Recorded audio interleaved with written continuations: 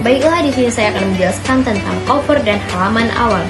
Mengikut format standar IAIN Metro, judul jelas, nama penulis, fakultas, prodi, serta tahun, terdapat halaman pengesahan, orisinilitas, moto, persembahan, dan kata pengantar, kesesuaian dengan metode, belum berkaitan langsung, namun halaman orisinilitas penting sebagai bagian etika penelitian kualitatif, menunjukkan bahwa penelitian ini asli dan data diperoleh penelitian sendiri.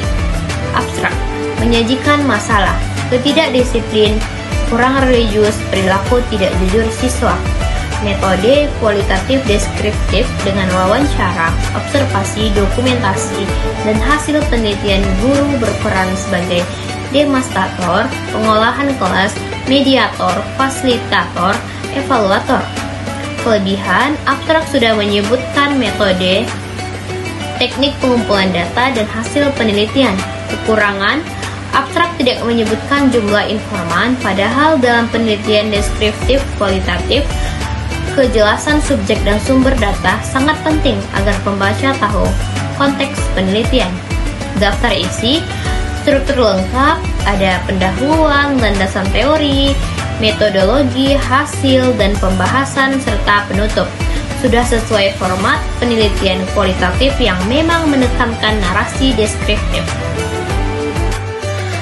Di dalam bab ini berisi dasar penelitian latar belakang, menjelaskan kajian tentang menekankan masalah karakter siswa atau ketidakdisiplinan, kurang religius, tidak jujur. Ini relevan dengan fokus penelitian kualitatif karena diangkat dari fenomena lapangan. Difokuskan dalam satu, bagaimana peran guru dalam menanamkan nilai religius dan sikap sosial. Tujuan penelitian untuk mendeskripsikan peran guru.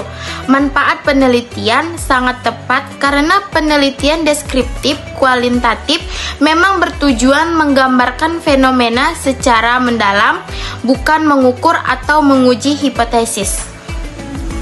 Di dalam bab 2 ini menyajikan landasan dan teori.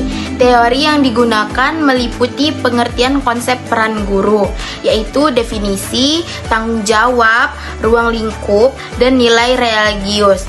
Definisi, indikator atau jujur, disiplin, peduli.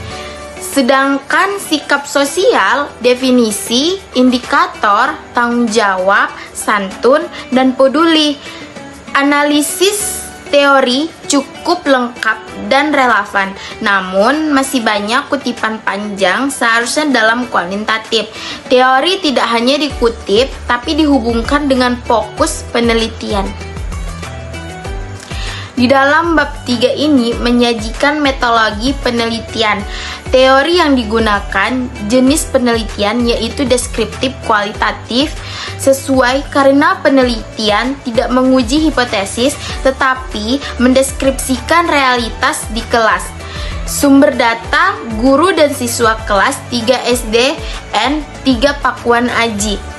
Teknik mengumpulkan data melalui wawancara, observasi, dokumentasi sesuai standar penelitian kualitatif.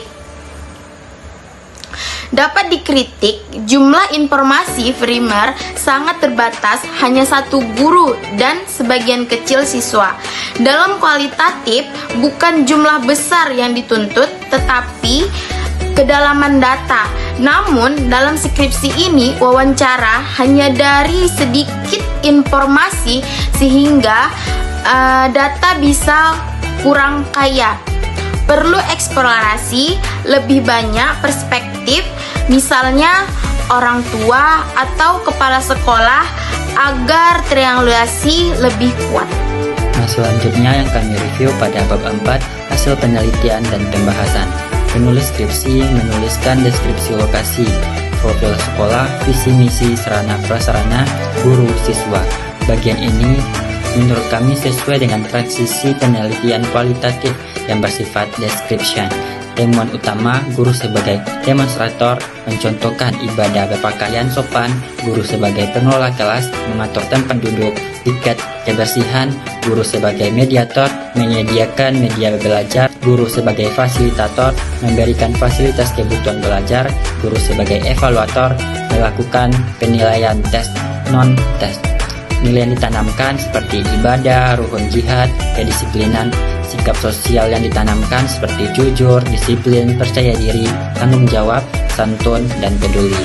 Nah, menurut kami, apakah sesuai dengan metode kualitatif? Menurut kami itu deskripsi hasil penelitian sudah sesuai dengan model kualitatif, naratif, detail berbasis observasi dan wawancara. Namun, analisis masih dangkal. Sebagian besar hanya mendeskripsikan apa yang dilakukan guru tanpa mengaitkan secara kritis dengan teori atau kondisi sosial siswa. Dalam kualitatif, idealnya ada interpretasi seperti misalnya mengapa nilai religius sulit ditanamkan dan apa pengaruh latar belakang keluarga. Nah, untuk selanjutnya kami mereview bagian bab 5, yaitunya penutup. Nah, di bagian penutup skripsi dituliskan kesimpulan dan saran. Untuk kesimpulannya yang dibuat, guru berperan dalam 5 aspek, yaitu sebagai demonstrator, pengelolaan kelas, mediator, fasilitator, dan evaluator.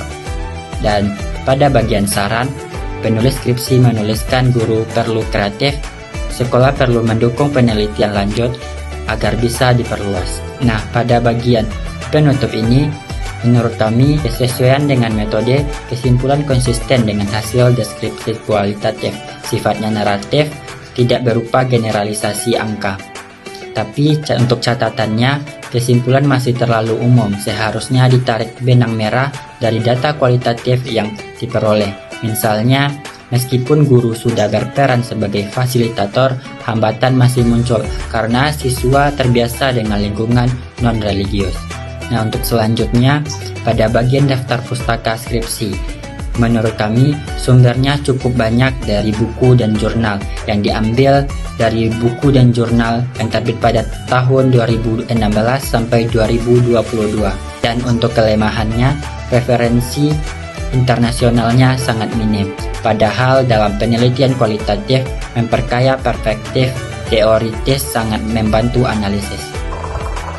Baik, selanjutnya yaitu lampiran, yang dimana ada pembagiannya yaitu 2. Yang pertama yaitu lengkap, surat izin, pedoman, wawancara, dokumentasi hasil wawancara Turnitin.